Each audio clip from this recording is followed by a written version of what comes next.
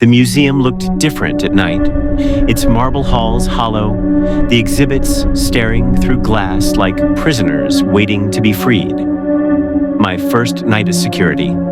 They gave me no uniform, just a flashlight and a ring of keys. On the desk sat a leather-bound ledger, brittle and stained. Across the